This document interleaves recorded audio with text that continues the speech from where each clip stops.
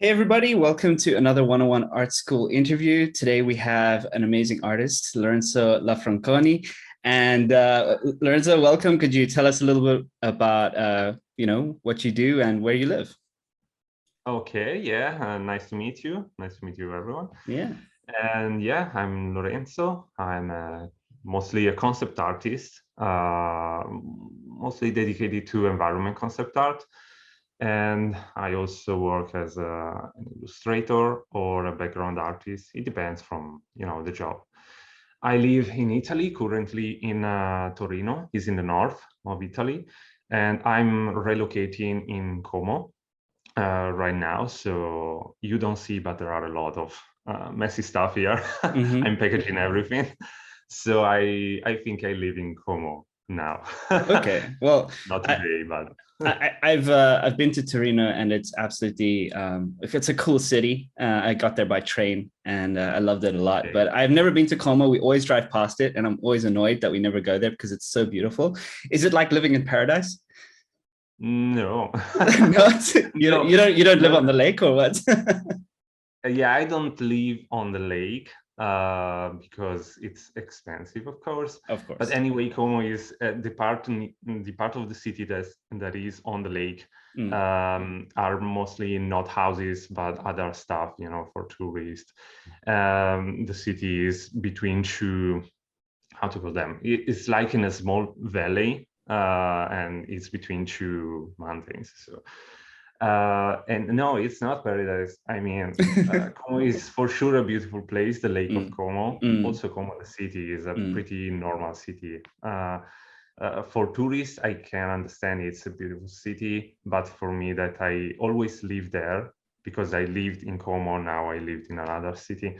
But, it's the place where you live, so you see it with different eyes, probably. It's yeah, like for me, okay, Hawaii. Wow, I want to go to Hawaii, exactly. Caribbean island. But if someone live there, it's probably, a normal It's place. yeah, it's just home. It's my backyard. Exactly, exactly. Yeah. Como is not paradise. Awesome. So I was saying before we started our interview, Lawrence and I had a little bit of a chat, and I realized we're both men of culture because we have guitars in the background, and I can tell, you have the long hair. So you're not only an artist, but you're a musician, right? This is all good. But I saw that you actually love doing photography as well. So is that kind of like a hobby, or do you think that that also influences your art? So about photography is, I mean, both. It started my passion for environment concept art, for environment painting mostly. All started from photography because some Hmm. years ago, in I think 2013, I don't know, around those years, I was shooting a lot of photos with my phone of those years. It wasn't really good, but I like to shoot photos everywhere during the holidays. And my girlfriend noted this, and she gifted me with a entry-level reflex camera, so with Hmm. lenses and all that stuff. And I immediately fell in love with photography. And I started photographing mostly naturalistic stuff like macro photography, Hmm. details of nature, but mostly landscapes.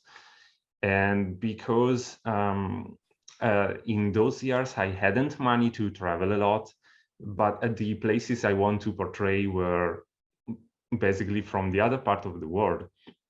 And so in the same period, I discovered concept art. I discovered that I like to paint. I discovered a lot of things in those couple of years. And so I thought that I could, just paint my landscapes. I couldn't visit them, but I could paint them in some way. So everything started together, but probably from photography first. Yes. Mm, mm, mm. It's interesting that you made a jump from macro to landscape. It's a huge jump to go from one to the other. And like I think I've seen some of your older pieces where it definitely seemed like you were looking at smaller subject matter in isolation, and then it started to just branch out into these environments. I wonder if that was the same time that you were starting to explore with your photography, if it started doing the same in your artwork. Yeah, I mean, it's not that I preferred first one thing and then another one. Hmm. It was all in the same period. but I really like the fact to, but also now, for example, I have some projects in mind that I probably never realized, but my projects are all about environment, showing them in their wide vistas, but then zooming into details. I like, for example, to, when I paint an environment, think about all the small things I'm putting in it, and I have references for it that I shoot it over the years, or maybe I search it online for the stones, for the flowers, for the for everything. So yeah, it is, you know, jumping from the wide vista to the macro detail, it's kind of natural. It's like, you know, they are all in the same place, you just frame them in a different way. And yeah, so anyway, I never did a real macro photography because I don't have a macro lens, but I was kind of trying to do macro photography with a standard lens in those years. So it was pretty impossible. I feel like so many landscape artists, they do love photography, but they also love plein air painting. Is that something that you ever took up, or if you actively still do it? You mean the plein air painting? Yeah. Okay. No, I mean, the only times I tried traditional medias were in high school when, you know, during the art lesson. Okay. I painted some flowers or stuff that the teachers asked to paint, you know, that kind of boring stuff. And I never liked them because I don't like to prepare the colors and then the color starts to dry and it's kind of, I don't know, I'm not lazy, but I don't like it. But for example, in my next studio, now my studio is my bedroom, as you can see, but in my next studio it will be a separated bedroom room, sorry. And I already plan to put, I don't know how it's called, a stand with a canvas. Yeah, like and an I easel. want to, okay, and I want to start trying oil colors because I never tried them, and they are the only traditional technique that make me feel the desire of trying it. I really hope in the future I'll be able to paint with oils. So yeah, I want to try it, never tried. Also, plein air painting with oil paintings or gouache. I mean, I can try it because now I can paint different things and it's just another technique. Exactly, yeah. First, it was too hard for me to, you know, paint something with traditional colors. The digital media helps a lot because you can do what you want, you can do wrong, you can do right, you can continue changing things. So it's again, I'm not lazy, but digital media helps to, you know, work in a more relaxed way. So absolutely, it's so forgiving because, you know, traditional media, of course, if you make a mistake, it's there for a while until you figure out how to fix it or paint over it or mask it out or whatever. So you kind of alluded a little bit to your education. You said that you took up art in high school. For some people around the world, that's not really an option in high school, which I find still sad. I think we should have more art in school so that people have more of a chance. So could you tell us a little bit about your education? Like, did you go into like a serious setting for studying art? Like a lot of people will go to like Florence and learn art there and kind of stuff like that. Or do you feel like you just went the natural route and kind of taught yourself? Okay, so so let's say that first of all, I always drew in my life because as I can remember, I always had since I was a kid a pencil in my hand and I was drawing. And nothing very beautiful, of course, but you know, it's just about when I was a small kid, one of my favorite activities were drawing, painting with the color pencils. So it's something that I always did. Then here in Italy, the art lesson is something you have in each school, I think, also in high school. It's maybe 1-2 hours per week, so not too much, but you have it. And you study the history of art, mostly Italian history of art and European history of art. And then you also paint something. But I remember in those years, really, especially in this kind of schools that are not focused on art, you mostly paint flowers copied by some, I don't know, the newspapers or stuff like that, because the teachers are old and they did those things when they were young, you know. So it's not like a real art lesson. You don't learn basically nothing. Anyway, after the high school, I did a 3 years comic book school here in Italy. Not in Florence, it was in Milano. So I never studied in a real art academy here in Italy. I know there is probably one in Florence, maybe one in Milano. I don't know, honestly. There are several anyway. But yeah, I did the school for years, and later I show you what I learned in that school. So my first, I don't know how to call that, but my first, I don't know, you will see. It's very old stuff, but anyway, I did the school, and after the school, I finished it in 2011, I think. After the school, in reality, I abandoned everything, because here in Italy, if you want to live with art, now it's different, but some years ago, basically the only option was to be a comic book artist. Comic book industry is something big in France, big in USA. There is a very big community of comic book artists in Italy, super talented. They are amazing artists. But I mean, if, for example, in France, in USA, you are paid 10. In Italy is not the richest country of Europe. In Italy, you are paid 2. So for me, in those years, it wasn't an option, because I didn't want to work every day, all the day, for nothing, just for my passion. I can do my passion for myself and just do another job, you know. Absolutely, yeah. So I basically abandoned everything. I haven't drew for a couple of years, and also because I was focusing on because of the guitar, I was focusing on that. I had a band, so we wrote some songs, we did a couple of albums, we had fun with music, and I was completely interested in that. And then, because of photography, because I discovered concept art, one day I was searching some references for my personal drawings, and I was searching some, I think, Fable, the video game, the Microsoft video game. I was searching some images from Fable, and I noticed that under many of these images, there was the keyword concept art.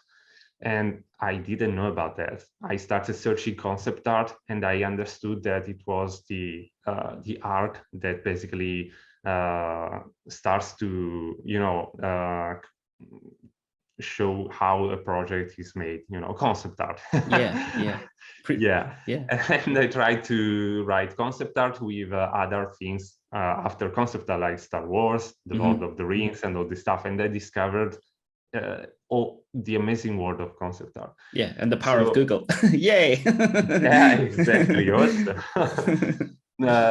But and so photography plus discovering concept art plus another couple of things, I discovered this huge passion, and I started painting a lot. Anyway, I consider myself, for what I did today, so the environment painting and digital painting in general, like a self-taught artist, because in the comic book school, I studied, of course, anatomy. In reality, I haven't studied it because I wasn't good in anatomy. So I thought, okay, I can study this later. Huge mistake. But I studied like how to tell a story. I studied perspective.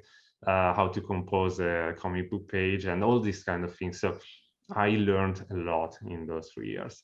Yeah. I had the basics of the drawing. And so in 2014, more or less, I decided, I had some savings from the other jobs I did. They were connected to art. So I had some money, and I was planning to buy an expensive lens for my reflex camera.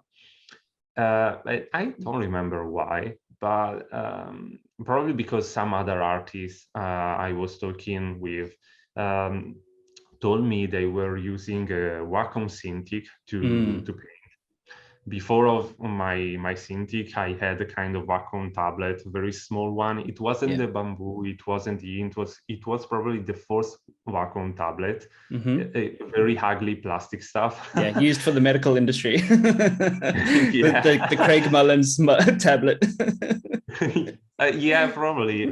I have an image later on the page with all the works. Brilliant. And I don't remember well how it happens, but instead of spending all my money in the lens for the reflex camera, I decided to buy a Cintiq 22 HD monitor. And the day after, the monitor arrived, and I was really happy. But when I opened it, I thought, okay, I spent all my money on this thing. I can't paint. I can't use it. So now I have to use it because, I don't have money. I have this thing. And I started painting that night, and I immediately fell in love with the feeling of, having colors, all the colors you want. You don't have to prepare colors. You don't have water. You don't have the paper. You can do what you want. And I immediately fell in love, and I started painting every day, all the day. In fact, is since 2015, more or less, or 14, I don't remember, that I paint every day, all the day, really, from 8 in the morning to midnight, more or less. It depends. And some days I prefer to maybe relax after work and do other stuff. But until a couple of years ago, when I was really learning, and I had to learn fast because I wanted to learn fast, I really worked harder, probably too much. I'm not saying that it's cool, because in these days we are trying to make people understand that working too much is not cool. It's only a bad thing. But I did it because I wanted to learn a lot in a very short amount of years. Yeah.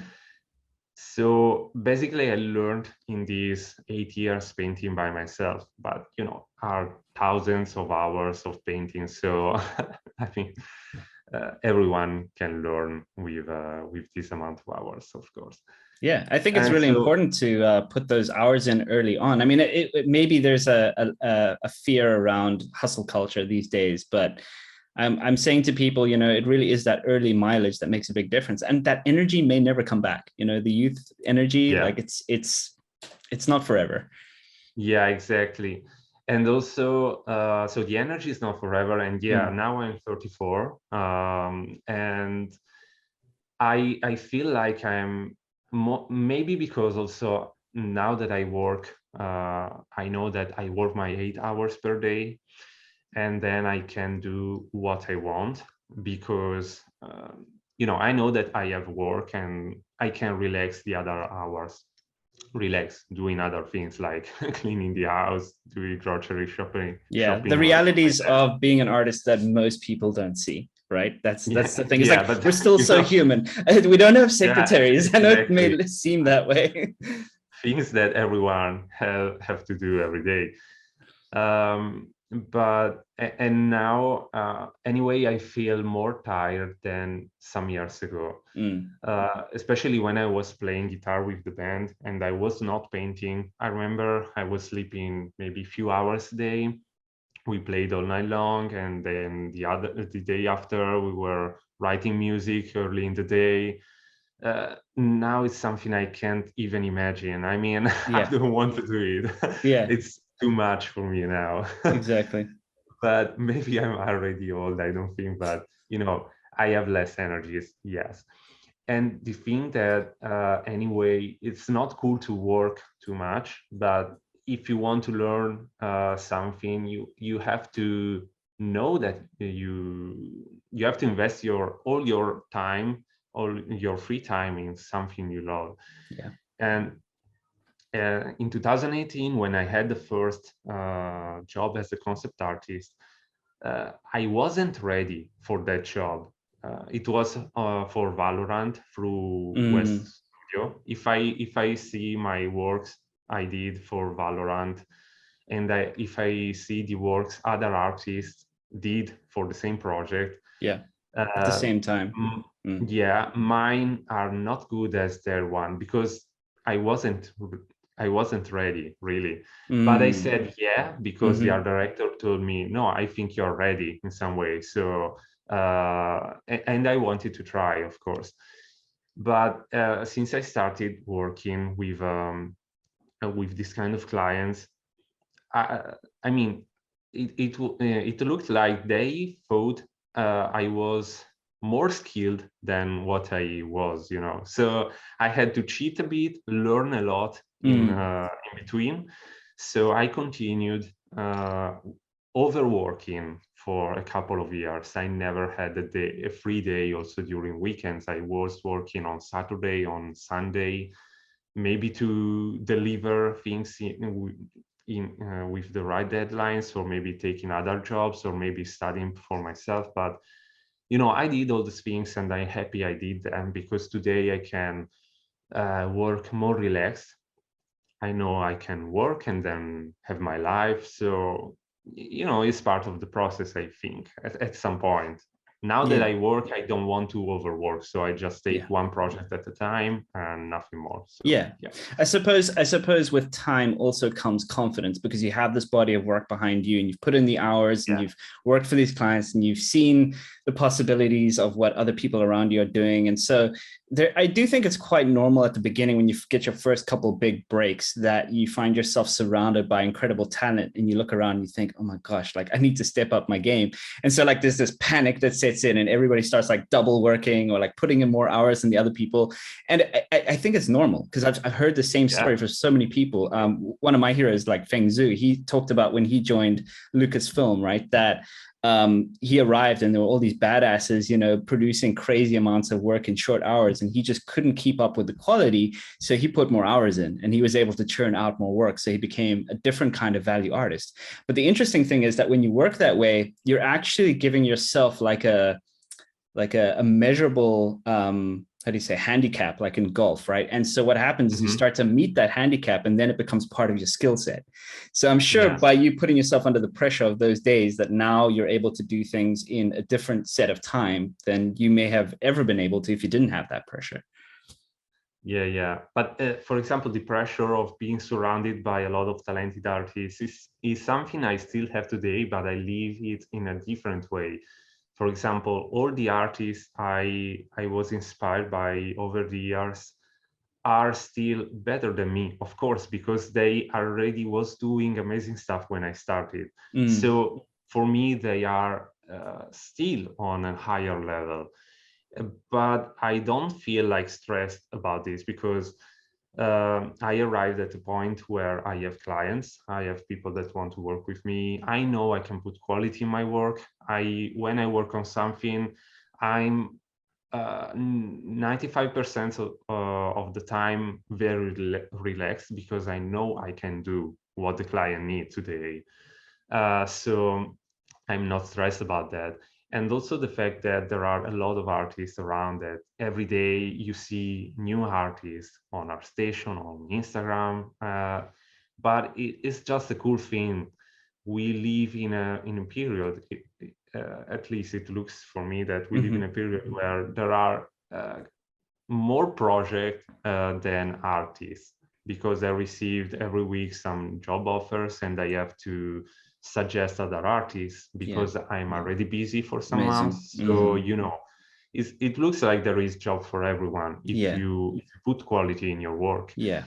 So I'm not stressed about all the talents that is around. Every day I go first, before to start to work, I go on a station and I watch all the works that the people I follow uploaded, and also in the main page into the, I don't know the section, but where you see the most beautiful things The on trending ArtStation. artwork. Yeah. Yeah. I watch them and I open some of them. You're a brave It's like man. What? You're a brave man. Yeah. Starting your No, day like that is it's like being in the military. yeah, no, it's like it's inspiration. I'm not the Good. best one. I Yeah. never be the best one. I know it. Of course, it's impossible to be the best one. It's so It's crazy, man. probably Because the like, reason. dude, I have to pause you because like there's so many people out there who look at your artwork and think you're pretty much at the top of the game for art for landscapes, right? Like one of the reasons I reached out to you is like your work is blowing up right now. Like everyone I mentioned this, like this interview too, has been so excited. My students have been so excited to hear from you. So yeah, I just want to like pay you some compliments, Okay, yeah, no, it's cool and it's strange because I don't feel like I am one of the big artists. I know that some of my artworks are shared around on social media, so of course a lot of people see them. But when I think about the concept art industry, but if I think wider into the art, not industry, also the old masters. I mean, if I compare myself, for example, to the old masters, I'm not even good as when they started painting. I have a lot of art books of old masters, and their stuff is amazing. I'm studying every day on it. So I don't feel like a huge artist, or every day I study new things because I want to become a better artist. Yeah. And my goal is not to become kind of famous artist or the best artist around. Again, it's just first of all doing my job very well, so I can continue having works for years. So my clients are happy, I'm happy working on their projects, and this is the most important thing right now. But my real goal is probably to just improve. I think it's the same thing for every artist. And Yeah. the fact that there is someone better than you is probably the motivation to do a better job because they did a better job and you want to do the same thing. So you have to improve, because if you arrive, it's like in a video game. When you finish the story, when you finish all the activities, you don't play the video game anymore because there is nothing more. And with art, it's probably impossible, in my opinion, to feel arrived at the Thank you. end. Yeah. Yeah. It's always a progress. Always. In fact, artists usually don't. They work until they die, more or less. They paint until they die, because it's your passion, and there is not an end to your. To your I arm. can find. Yeah. Your arm still works. Yeah. Hopefully. So yeah, sometimes I feel a bit under pressure about all the other artists around, because sometimes I'm not envious, something like that. I want to paint. I want to paint in many different styles. So if I see something in a pictorial style, I want to paint in that way. If I see something into the, let's call the Spider-Verse style, I want to try painting that way too, but it's a totally different stuff. If I see another thing, I want to paint in that way. So there are too many things, and I know I can't do all of them. And that's, I suppose that's the beauty of being brought onto different projects, is that those projects will always force you to adapt slightly to whatever they're trying to do. And they'll always reference something like, say, the Spider-Verse, or, the latest thing. And they'll be like, hey, what do you think of this? Do you think you can adapt? And you'll be like, maybe I should take this job. Yeah. So thanks to different jobs, I also learned to paint and use different styles. I'm not saying I can paint in all the styles, absolutely not. When I paint, I just paint in my way. I Mm. don't know if it's a style or not. I paint in my way and I continue changing things. So probably the things I did last year are not painted the same way I paint today, of course. So Mm. I change style while developing my skills. Um, and today, because I'm, as I said, I'm in a period where I'm lucky, I'm receiving some different job offers. I can decide the best for me. So also talking about the style and the kind of projects, I can choose the thing I like the most. Of course, at first it wasn't like this. I had to, maybe I wasn't receiving a job offers for 1 month. And when one arrived, I immediately took it without thinking, I'm the best artist for this. Yes, no, just take it. It's job. And so I painted in different ways.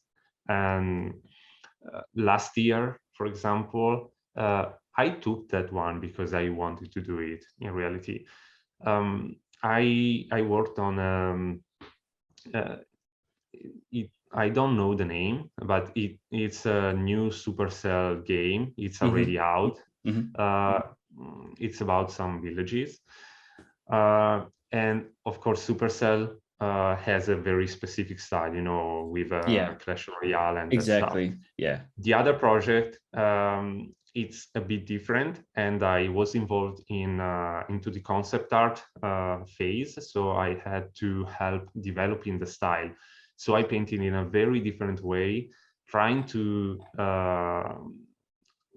create this project. So I took it because it was completely different from the things I was painting. So I had fun on that, and I learned new stuff on that. So yeah. Exactly. Yeah. And it all bleeds into your new artwork, whether you know it or not, subconsciously, you're making different decisions. So speaking of which, I wanted to ask you, since you've been sort of working for quite a while now, do you think that there's a difference between the industry when you started versus what it is today? I mean, we were talking about recently how there's so much opportunity now, and I feel it too. Like I look around and I see my favorite word on every job post, which says remote. And I think to myself, COVID-19, it's a terrible thing. Don't get me wrong. It's the Yeah. worst thing ever, but it has opened the door to remote work like never before. Have you seen this too? Have you just thought like, wow, this is an amazing time to actually be in this industry? So I haven't noticed a real change because I honestly I'm every day also talking about the industry. I'm trying to learn how it works, who are the people involved in this industry. I don't know a lot about this industry. So when I started working in 2018, so in 2018, I didn't know nothing about the concept art industry. So for me, it wasn't normal to receive just some offers from some outsourced studios, mostly. And now I'm receiving offers also from studios that probably before was working only with a studio, with people in the studio. But honestly, I don't know this because I don't work since too many years. So I don't know if they before worked only with studio people or also with Right, freelancers. right. For sure, I know that because of COVID, many studios opened the doors to freelancers, because they started working remotely, so it started to become a standard thing. Yeah. But I can't really talk about this because I never worked in a studio. I probably never work in a studio, so I have no idea. But yeah, for sure, they. Yeah. Yeah, in reality, I mean, you started your artwork quite seriously. You said 2000 and what was it? 12, I think it was. You said that you started producing artwork.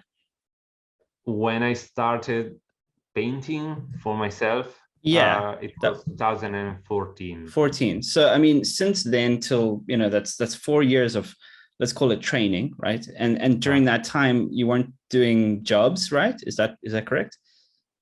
Yeah, so after the school, so after 2011 until 2000 and I think 15, I did other things. So I worked a Exactly, yeah. bit as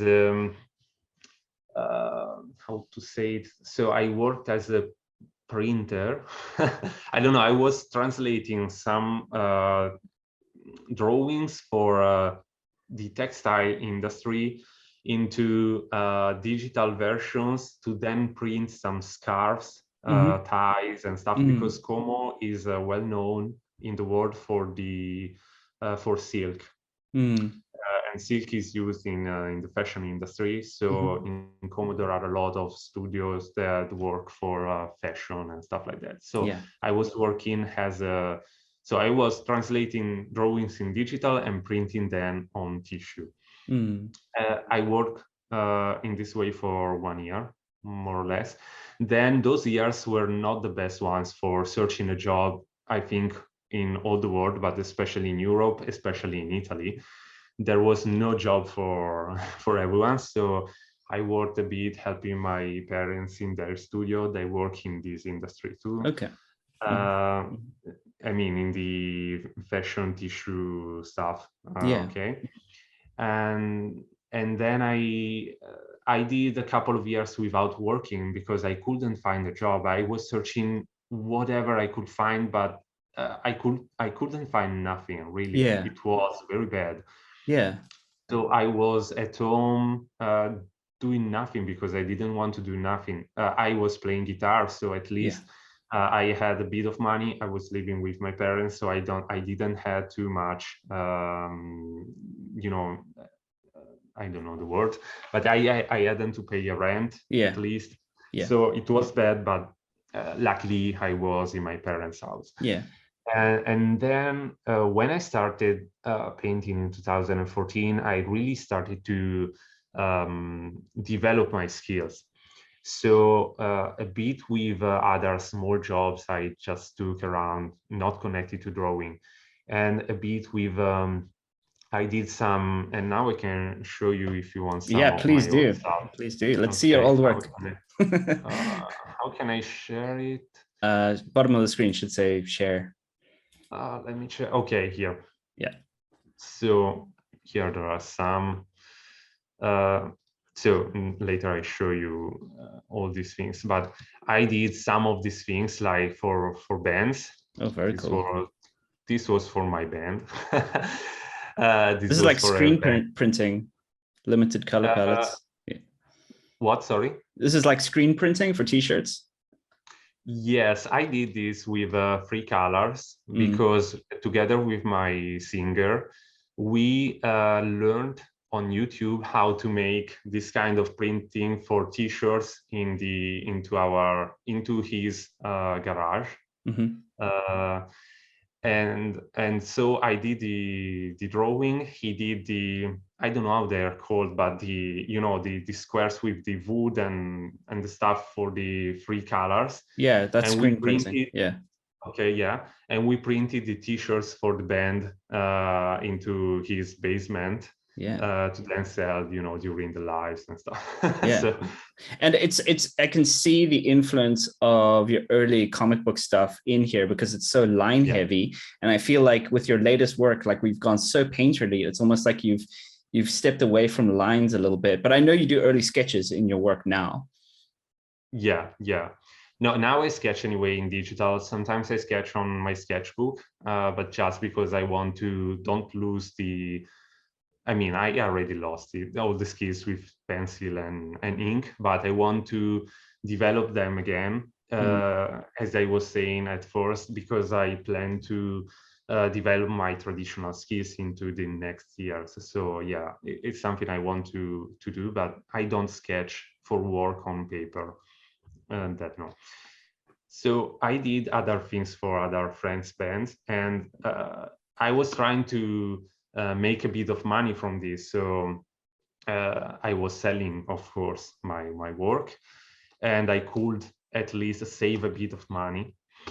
And then these instead are done for a live club in Milano. And they asked me to, I was doing this like one per week for their Saturday events with some DJs. So I had to find ideas and stuff to, you know, make the flyers for the events.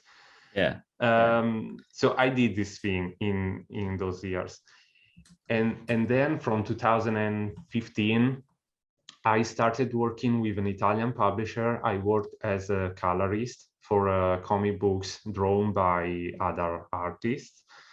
So I worked for that period as a colorist, and I also did my art book. It's called Evolution. You can find some stuff on ArtStation. I painted with that one. Okay, I don't have it here because I already packaged it, but let me share, yeah, just to show. Yeah. And so do you think you picked up some color sensibilities from working with that much color in comic books, or do you feel like by painting landscapes you learned more? I learned a lot with Evolution. So okay. Again, about my artistic process and the way I studied, Emanuele Tenderini is an Italian artist. It's more or less 10 years older than me. So when I started, he was already working, he was already well known as an artist in Europe. And he, together with Linda Cavallini, another Italian artist, founded a publisher to give young artists like me an opportunity to make our projects in the way we want and to publish them. So I started working with them, and the first thing I did was Evolution. That is I don't remember, but around 56 environment illustrations. And Emanuele just told me, okay, because I was always, I don't know the word, but I was like, okay, Emanuele, I'll do my project when I feel ready for it. But he said, okay, you will never do it if you continue saying this. Yes. Start doing it, do it for this year, and we will publish it at the end of the year. Okay, so he kind of mentored you in this time.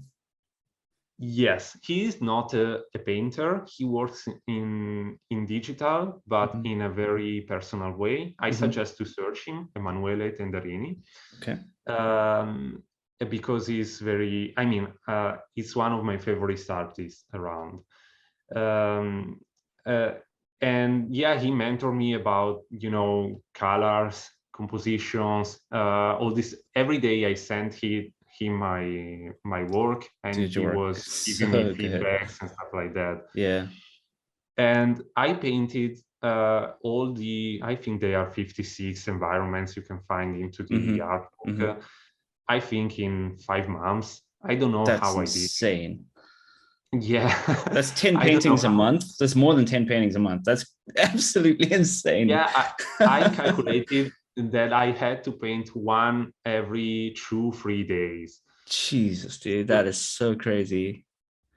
Yeah, because in those years, I really had no idea about how I had to, how much time I could take for a painting. I learned that thing thanks to West Studio.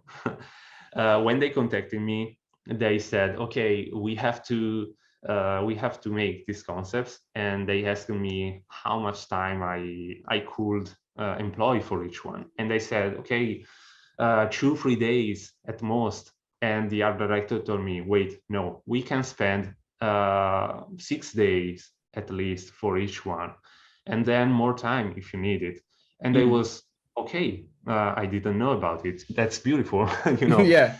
So thanks to my clients, I also learned how to work properly. They was very honest with me. So because they could totally told me, okay, you have 3 days for each one, you know. But the thing that I loved also from this industry is that real clients prefer to invest more to have more quality instead of having more work with low quality. Yeah. And this is a beautiful thing. Exactly. And so anyway, coming back to what we were talking about, I learned a lot in the year I painted this art book.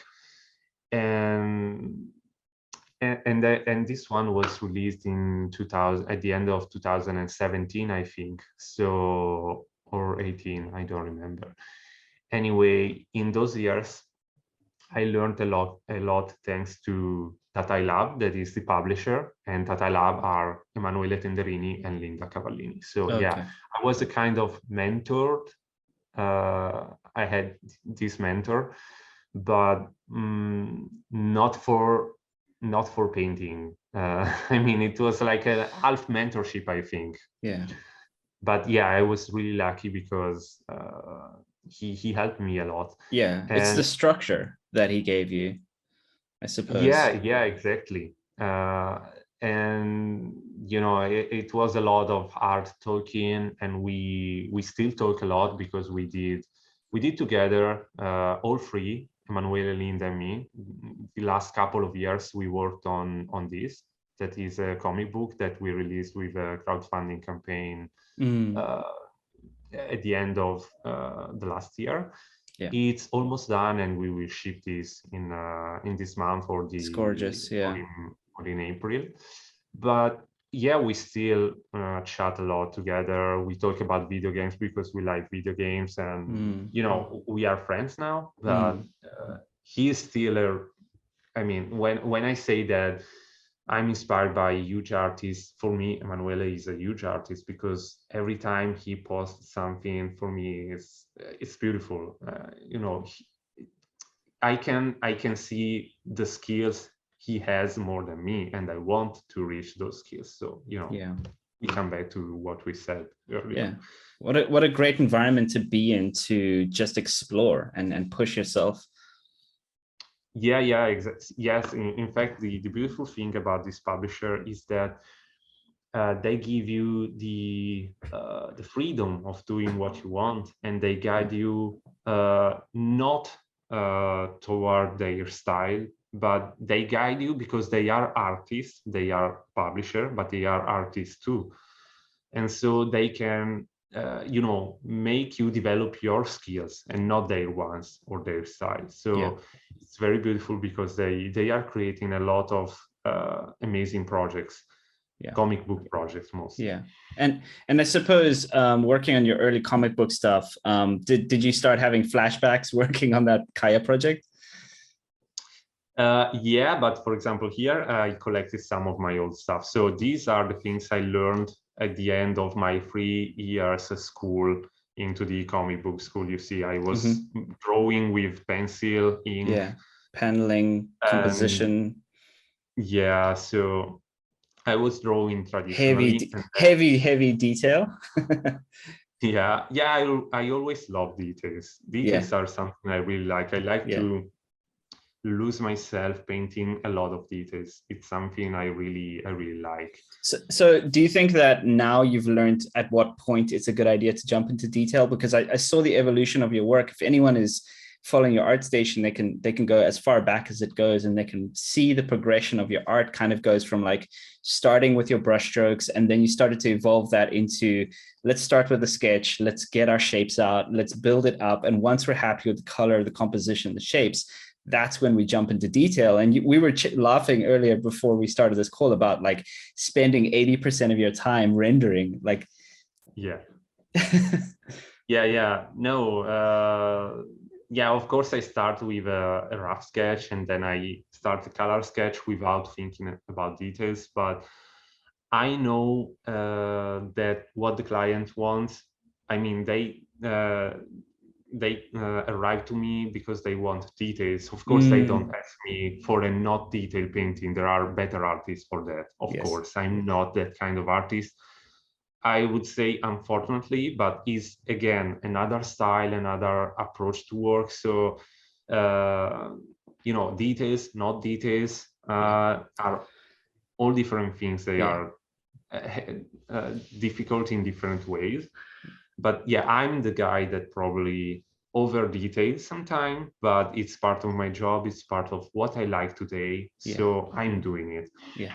And also about details, over the years, I think I evolved a bit, because now, especially when I paint, for example, nature, foliage, especially, I try to draw, add a lot of details, but just with brush strokes. While at first I was painting every single leaf. Now, for example, a bush is just a mass of brush strokes, and then I paint some details on top. Yeah. At first, I was painting all the details from the Reference. initial shape Yeah. to the, Yeah. So is that's you're trying to be economical there. You're trying to save time, or you're trying to create a workflow that is less focused on specifics and more on maybe the feel of the painting.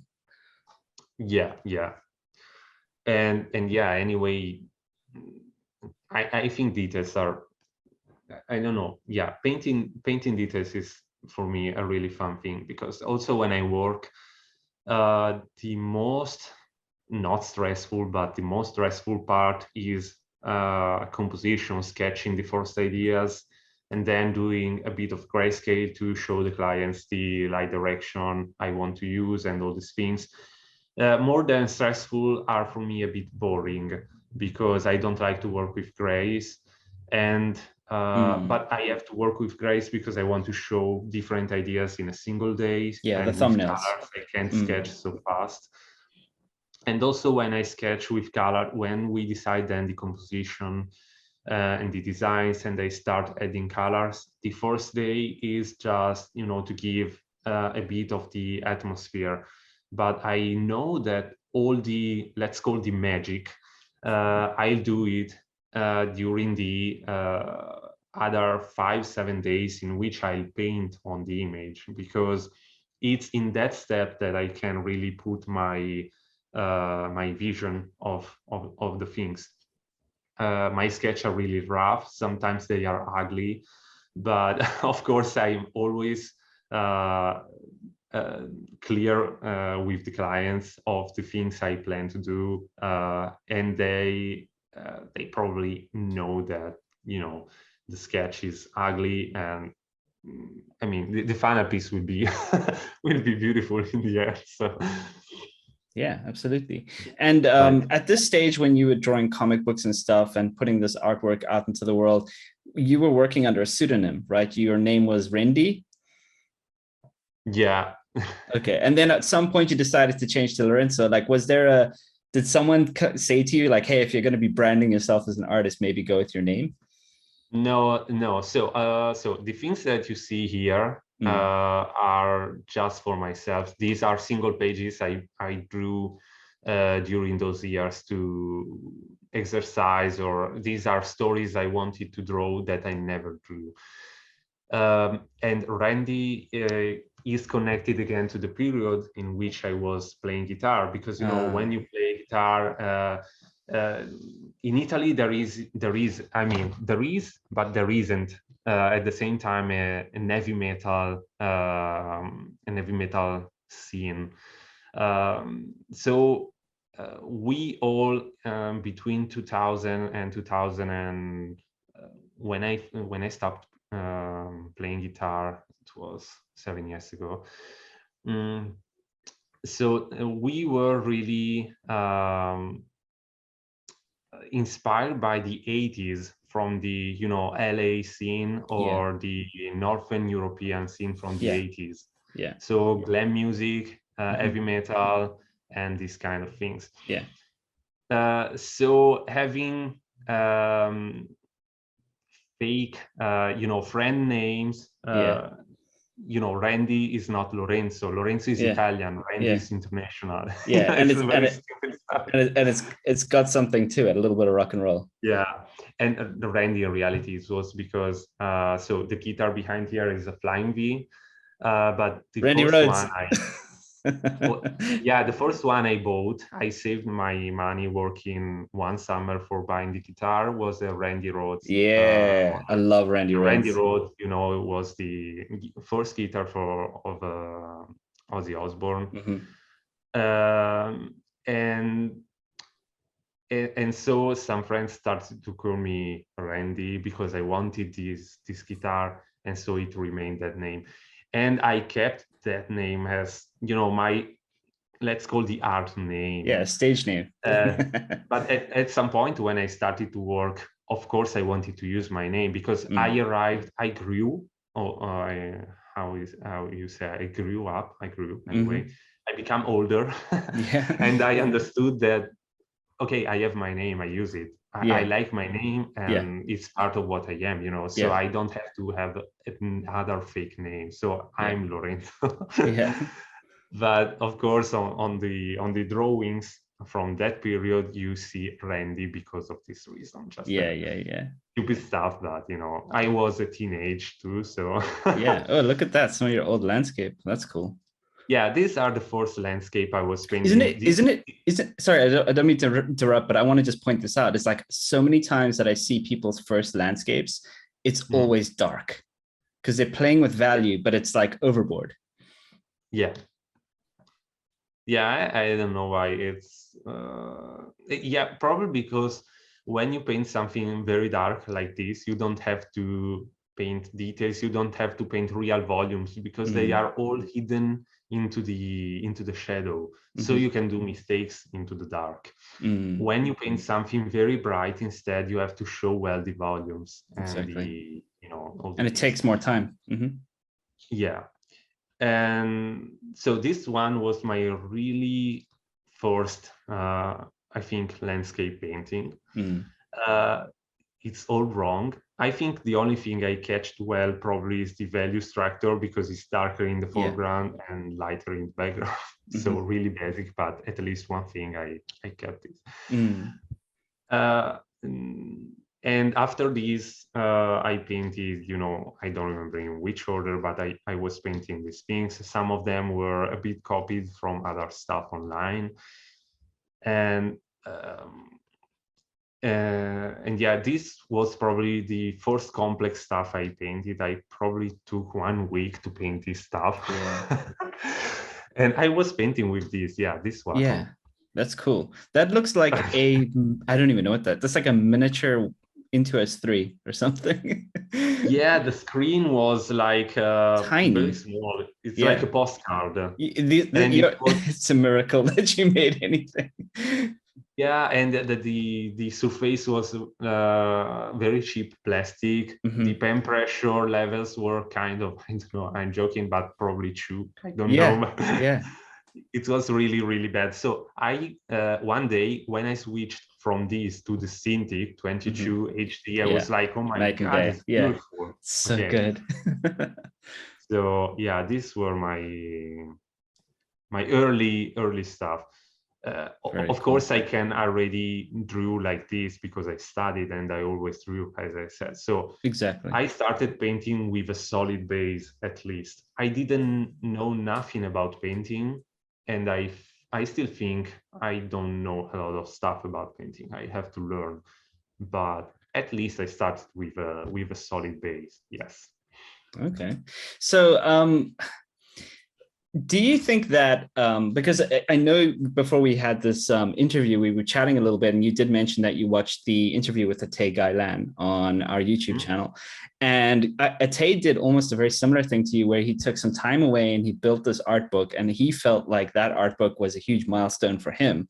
And then you showing me now that you've completed evolution, which was this literal evolution of your art skills. Do you Yeah. think that artists should consider taking some time and working on a big project for themselves to just kind of take their skill from where they are to maybe another level? I really suggest to, if they have the opportunity to do it, because I mean, I did it when I was already living here in the city. So I wasn't living anymore with my parents. Me and my girlfriend decided to move in this other city because she was studying into an industry, into university that was in this city. So we decided to move. And because of the cheap rent cost or everything, I could live with my own possibilities. So just doing small jobs here and there. But I remember in those years, I did nothing more than working a bit for paying the bills and stuff, because I wanted to live with my possibilities. So I was like earning something like between 15 and 30 euros per day. So really kind of poor, I don't know. I had some savings from my previous jobs that helped me a bit. But at some point, I was also probably deciding to abandon everything to search another standard job, just to pay the bills and the rent. But luckily, the jobs as concept artist arrived, and I understood that there is a huge industry behind this thing. So now I'm happy with it. And but yeah, in those years, because I had the opportunity, because I was earning some money with other smaller things, but also because for me it was okay to don't do holidays for years, to don't go out during the weekends, to don't do nothing more than staying at home without money. I did 2-3 years in this way. I did the don't same. do Another a real holiday. Yeah, I don't do a real holiday since years, because when I started having money for doing holidays, and I decided to, okay, I can take a break for doing holidays, then COVID arrived. So the period before, the period after, I hope next year will be the year in which I'll do some real holidays. Because life is not helping a lot in this case. And maybe it would be nice as well for you not to just, I mean, holidays, of course, very important, but also since you're in Europe, there's some really nice conventions, like Trojan Horse was a unicorn, could be a really cool thing to consider. Like if you've never been, that would be amazing. I'm sure a lot of artists would love to meet you out there. I mean, really. Yeah, conventions are sure a thing that I'd like to take part in the future, because thanks to Instagram especially, but also to the job, I met online a lot of artists. So artists that before I was seeing just as, the digital gods of concept art. I had the chance to chat with them. They are normal guy too. It's weird, right? Yeah. So already thanks to internet, I'm connected with some people, but I'd like to meet them in person, because it's just meeting people in person is different. It's better. Absolutely. So I hope to meet some people.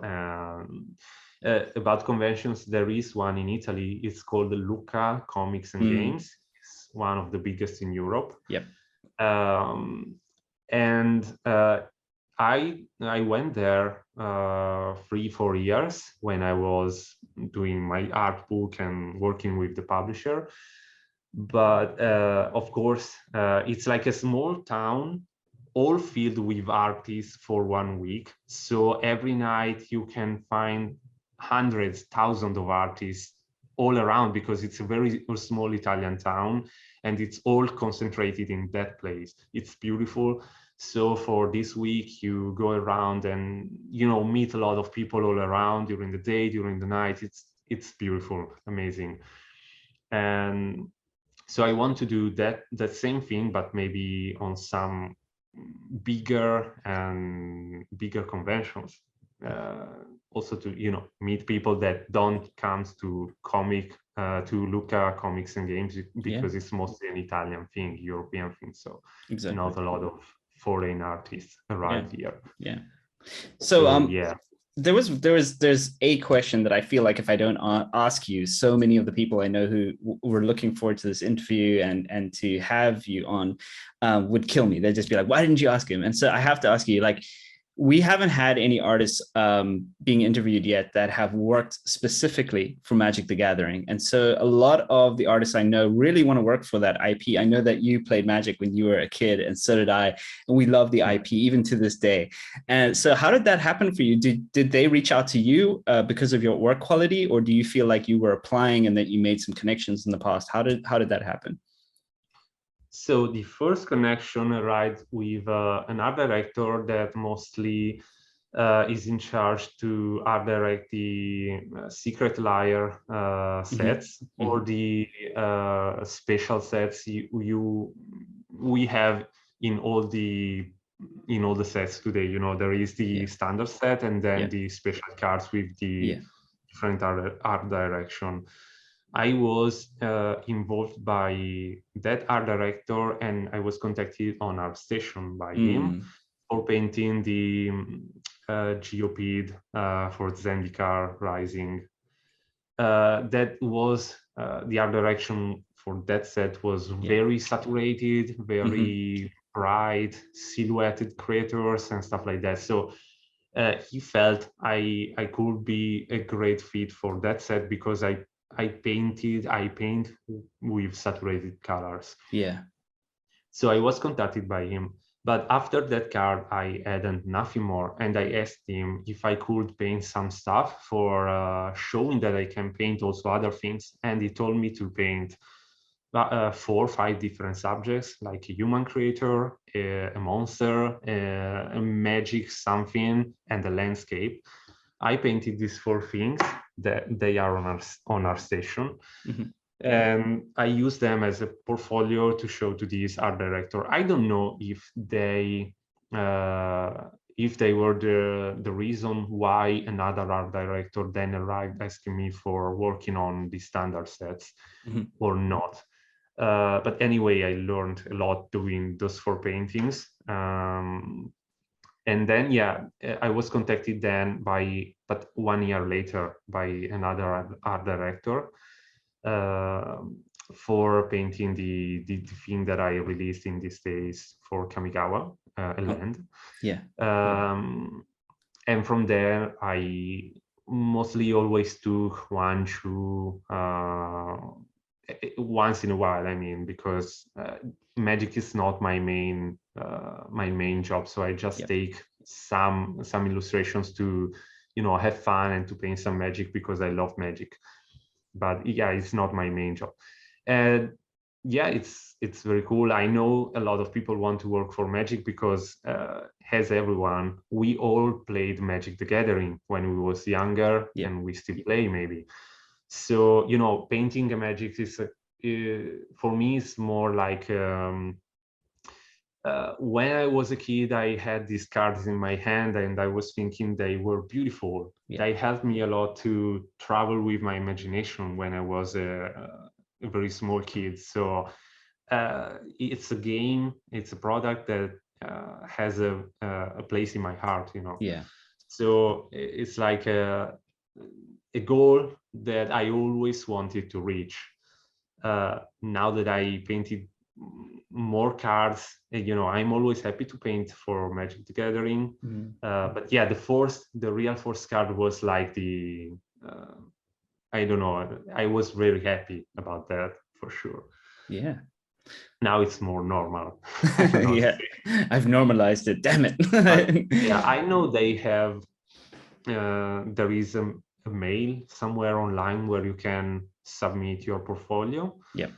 But I was also suggested by other artists to an art director. So that's why I said I don't know if I was contacted by the second art director because of the portfolio painted or because another artist suggested to me to him. And I suggested to some people, to art directors, because maybe I have some friends and I think I see that they want to work for Magic and I see that they can work for Magic. So I suggested some names. So that's great. I think mostly it's, art directors that search for new artists, but also artists that suggest other people, just because, there is, again, job for everyone, or maybe you can take more cards, and so you say, okay, I can take more cards, but I know these people, so just check if it's good for what you're searching, so Yeah, I almost feel like Magic the Gathering has become almost like a rite of passage for a lot of illustrators and artists. It's like this one hallway that we all walk through, and if you've been through it, you've kind of gone through the other side, and you went like, oh, you arrived here through the same road as I did. It's like, it's just like, it's even concept artists. Like concept artists don't necessarily do illustration. In fact, I would say half the time we don't. But it's not like we don't want to. We love painting, we love rendering and all that stuff. So to have that opportunity, you see concept artists in Magic the Gathering, like, so many of them, and it's interesting and bizarre. And then on the other side, you also have artists who are just 100% illustrators. Some of my favorites who are just paint, like real painters. They go and they paint in acrylic or wash or whatever it is, and it looks amazing, and it brings back all those childhood memories. So Lorenzo, you've had this amazing, interesting career that I feel like has started from, haphazardly in a way, which is so refreshing to hear, because a lot of us think like, oh, you go to school, then you go to college, and you have this program that you go to, a very specialized school. And I feel like there's not enough of, the stories like yours being told where it's not actually as easy or as structured or as stable as you might think at the beginning. And there are the sacrifices to be made, right? As an early artist, to spend those years, bunkered down and not taking holidays and all these things. So I'm really happy to hear all of that from you. Thank you so much for sharing that. I wanted to ask you, based on all of the experience that you've had so far, do you have any recommended advice for artists who want to break into this industry, become a concept artist, maybe even an illustrator? And what do you think? So yeah, advice is, I don't know. I mean, when people ask me if their portfolio are good enough or how to contact clients or stuff like that, so I can't really give advices, because I can give advices on my personal experience that is particular because it's my personal experience. As you said, I didn't go to a concept art school, so if you study in a concept art school and you study well, you probably, thanks to the school, also have some jobs and start from there. So going through a school is for sure probably the best option today, because you learn faster, you have teachers, you learn fast, you learn well, and you already have some contacts. If you are talented, if you do a good job, I think for sure you will have jobs after the school. If you instead want to proceed in my way, that is the way that many artists in reality started, studying by themselves, painting for fun and stuff like that. The thing I really suggest is to invest in yourself. So as we were saying before, one thing is, if you have the opportunity, also sacrificing a bit of your free time, holidays or these things, but invest maybe 1 year in making your own project, because focusing on a deadline, on a big deadline, and creating let's call a big project, because at first, also if it's small, but for you it's big because you never did one. It's really important, because it helps you to start planning the job. So I'm also well organized with my job. I know I start working at some hour, at a specific hour, I take a break, and then I work other hours. For me, it's like I'm in a studio. I'm not distracted too much by other things, because I learned to respect deadlines, because I had to, for my projects. So it helps you in many ways. Maybe work on your project when you already have some basic skills. So first study on different things, and then when you feel at least a bit ready, just jump on your project. I love it. And another thing is a lot of practice, and show online on portfolio, with your portfolio. I always suggest ArtStation, because all my job offers arrived through my ArtStation portfolio. Show that you can give quality, because quality pays. I never searched for a job in these years. I know there are some pages online, also on our station, where you can find the job offers, but I always received offers by mail. So I think if you offer quality, you automatically have job. I mean, not 100% sure, because of course some talented artists sometimes don't have jobs for some periods. So maybe unlucky, maybe I don't know, but quality is very, very important. So Thank you. yeah, I Lorenzo, think yes. Lorenzo, you're speaking my language. I believe in all of that. Sacrifice, quality artwork, putting your head down for a period of time. I think a project is a great one. And I'm happy you also said that it's worth starting a project when you've already developed some skill, because I think a lot of early artists think that, hey, I can draw, I can paint, and maybe they're not quite at that level and they start a project and they get overwhelmed by it. So that's a really good caveat that you put in there. So thank you so much for that. From the bottom of my heart, and I'm sure everybody who's watching this, I just want to say thank you for taking the time today to have this interview with us. There's so many people who've wanted to see and hear about your story as an artist. And I encourage everybody, there will be links on the screen. Please go check out Lorenzo's work, either on ArtStation, Instagram, go buy his book, Evolution, and check him out. I mean, he's just an incredible artist. And by the way, I just wanted to say that I personally was looking through your work and trying to figure out where was the point at which you changed and evolved and became like an exceptional artist, like from the moment that you were studying. And I think that in your ArtStation, there's a series of paintings you did called, I think they were called Wood Studies. Where is it? Down here? Let me see if I can find it. Let me check our station. Wood Studies. Yeah, it's called Wood Study 1, and you did it in 6 years ago. So those paintings with the deer by the fountains, I felt like from that point onwards, your technique and even the fact that just showing how to do it, I felt like that was a turning point in your art. And so I encourage everybody, go check out his ArtStation. He's left some old work up there, which I think is really cool. I think more artists should do that. And it's so encouraging to see the way you work, because I learn a lot from seeing you upload your process. And I know that if you guys buy Evolution, he actually includes a bunch of tutorials in there as well. So definitely worth it. Yeah, about the tutorials in Evolution, be careful. They are based on my skills of some years ago, and they are not real tutorials. So don't expect to find tutorials in that art book. It's just more like a step-by-step with some descriptions. Okay. Yes, Lorenzo is being very humble right now. I'm sure it's beautiful. Yeah. And yeah, on ArtStation, I left all my old stuff. I started uploading when I more or less started painting, because I like to show the process I did in these years. And yeah, there are some images here and there that I also recognize as points where I started changing something in my process, that when I learned something really important. So yeah, sure. Absolutely. And there's a ton of amazing IPs up there: Clash Royale, League of Legends, Magic the Gathering. I'll be sharing a lot of this stuff throughout the interview as some layovers. But yeah, thank you so much, Lorenzo. And I look forward to meeting you someday. Maybe we'll meet up in Europe and have a chat.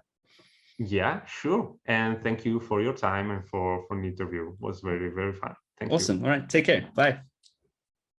Bye. Hey guys, thank you so much for watching this interview with Lorenzo Lafranconi. I would love to support him further, and you can help us do that by hitting the like button so that we can share this video through the YouTube algorithm. I'd also encourage you to leave a comment below, because for the first 10 comments, I will be sending you a copy of his Evolutions art book. I think that's a great way to also support him. In the meantime, if you guys are looking for a more comprehensive start to your concept art career and you'd like to learn the fundamentals with a professional, do give yourself some time to go and check out 101artschool.com, look into the fundamentals program, and consider taking our trial. All right, that's it from me. Thank you so much.